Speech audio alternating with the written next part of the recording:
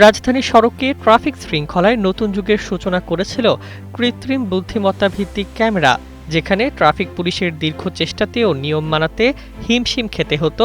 সেখানে স্বয়ংক্রিয় সিগন্যাল আর এআই নজরদারির কারণে চালকেরা লাল বাতি অমান্য করতে সাহস পেতেন না। কিন্তু কয়েক মাসের ব্যবধানে সেই দৃশ্য যেন উল্টো পথে হাঁটতে শুরু করেছে।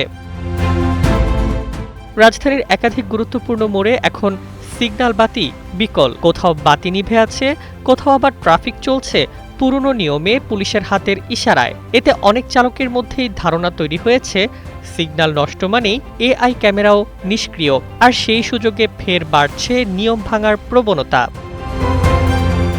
সরেজমিনে দেখা গেছে যেখানে সিগন্যাল সচল রয়েছে সেখানে যানবাহন তুলনামূলকভাবে নিয়ম মেনেই চলছে, কিন্তু যেসব মোড়ে বাতি নষ্ট সেখানে মোটরসাইকেল, অটোরিকশা ও অন্যান্য যানবাহন প্রায় প্রতিযোগিতা করে সিগন্যাল অমান্য করছে। বাংলা কিউআর যেখানে, নগদ পেমেন্ট সেখানে। সারা দেশে 10 লাখেরও বেশি মার্চেন্টে নগদে পেমেন্ট করুন খুব সহজে।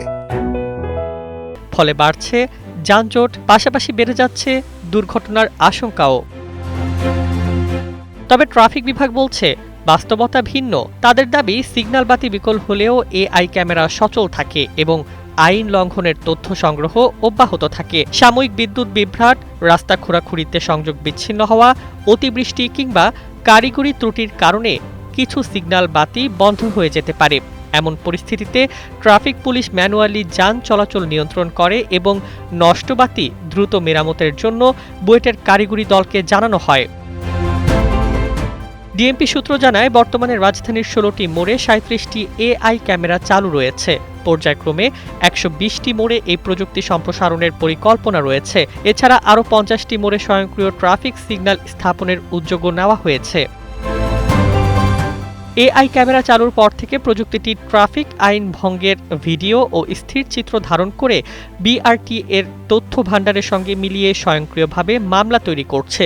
এখন পর্যন্ত এই ব্যবস্থায় প্রায় 2000 মামলা করা হয়েছে।